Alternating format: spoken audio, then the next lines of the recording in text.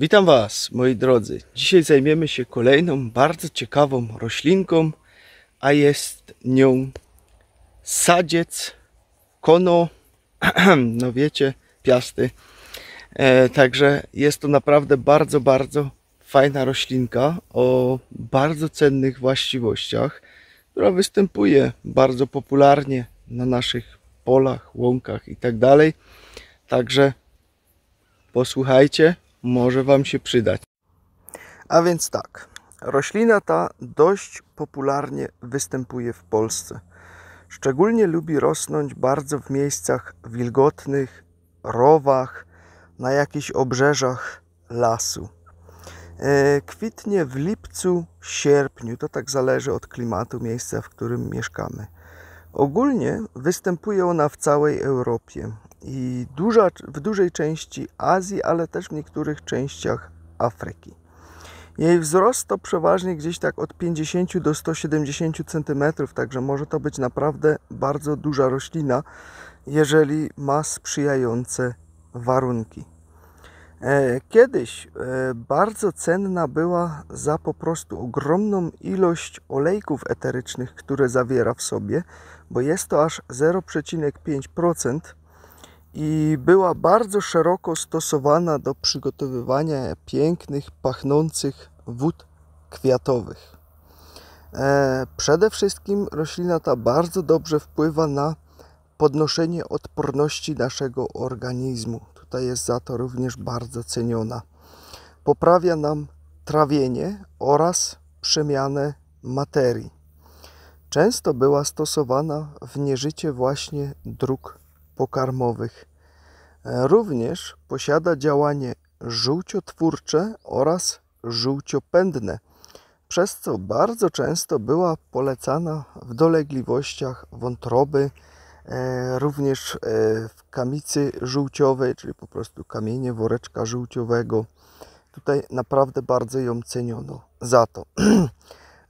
Również reguluje nam wypróżnianie, jeżeli jest ono nieregularne, czy pojawiają się jakieś zatwardzenia, tego typu rzeczy. Również działa wzmacniająco na nasz organizm. Działa wykrztuśnie, napotnie, przeciwgorączkowo, przeciwbólowo.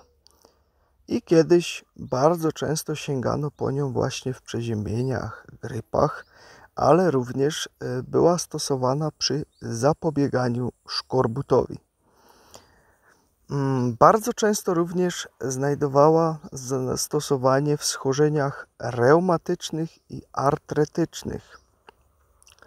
Ponadto stosowano ją w robaczycach, głównie tutaj glista ludzka była taka przodująca, w żółtaczkach, w kaszlu, w chorobach śledzionej również po nią sięgano, ale również bardzo często sięgały po nią kobiety w bólach miesiączkowych, ponieważ tutaj również bardzo fajnie potrafiła przynosić ulgę w tych takich typowych dolegliwościach kobiecych.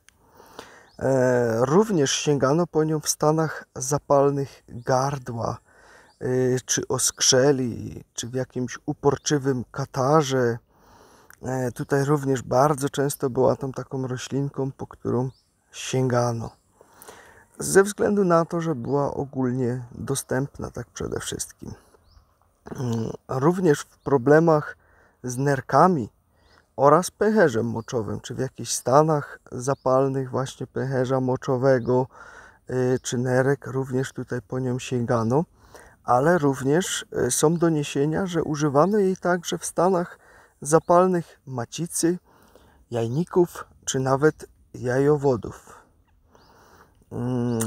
Również są doniesienia, że była przez niektórych takich ludzi, którzy zajmowali się medycyną ludową, przepisywana na przerost prostaty. Tutaj u mężczyzn głównie jest ten problem, jak wiadomo, więc tutaj również wykorzystywano jej właściwości i nadto. Dodatkowo pamiętajmy, że jest to roślina bardzo piękna, ponieważ ona tutaj jeszcze do końca nie rozkwitła, ale jej kwiaty są naprawdę bardzo piękne I pamiętajmy, że jest to również bardzo odżywcza roślina dla motyli, ale nie tylko, również dla innych insektów, ponieważ posiada bardzo dużo nektaru w sobie i została już od dawna doceniona przez pszczelarzy, którzy dobrze wiedzą, że daje naprawdę dobre osiągi tutaj, jeżeli chodzi o pszczoły. Również korzeń tej rośliny był stosowany przeczyszczająco w jakichś uporczywych zaparciach. Tutaj przede wszystkim stosowano tak od 1 do 2 gramów sproszkowanego korzenia. Także tutaj przynosiło to bardzo fajne efekty, można powiedzieć, że bardzo szybkie efekty. Zewnętrznie również stosowano napary tutaj lub też można stosować okłady ze świeżego ziela na problemy skórne. Przede wszystkim przy jakichś czyrakach, wrzodach, tego typu problemach tutaj skórnych bardzo często właśnie sięgano po sadziec. Jak przyrządzam sobie napar? Mianowicie biorę sobie 1 łyżeczkę ziela, zalewam to szklanką wrzącej wody, parzę to 10 minut pod przykryciem, ze względu na to, że zawiera bardzo dużo olejków eterycznych, żeby one mi po prostu nie uleciały, i piję sobie po prostu 1 szklankę 3 razy dziennie takiego naparu.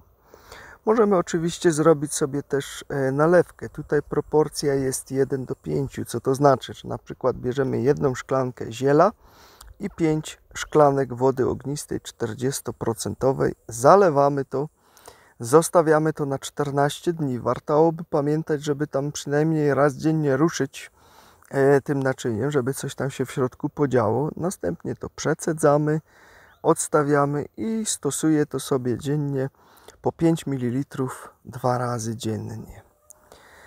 Co zbieramy? Zbieramy przede wszystkim z tej rośliny kwiatostany z paroma górnymi listkami tutaj od góry, czyli po prostu ten kwiatostan i te parę górnych listków, tak to zbieramy i suszymy to sobie w temperaturze do 45 stopni najlepiej. Także tak to wygląda, tak wygląda właśnie sadziec. Warto go poznać. Zauważycie gdzieś, jest to duża roślina, łatwo się rzuca w oczy, więc już wiecie, jak wygląda. Charakterystyczny jest również jej liść tutaj u góry, który przypomina właśnie ten specjalny liść, do którego nawiązuje nazwa też tej rośliny. Chociaż ona nie ma nic wspólnego z właściwościami tamtej rośliny, chodzi tylko i wyłącznie o sam wygląd liścia tutaj. Także moi drodzy, wachlarz właściwości jest tutaj naprawdę szeroki, bardzo cenne zioło.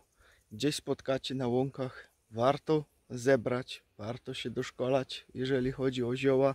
Macie całą playlistę tutaj u nas na kanale, jak wejdziecie na nasz kanał, playlista zioła, gdzie już naprawdę sporo ziół omówiliśmy.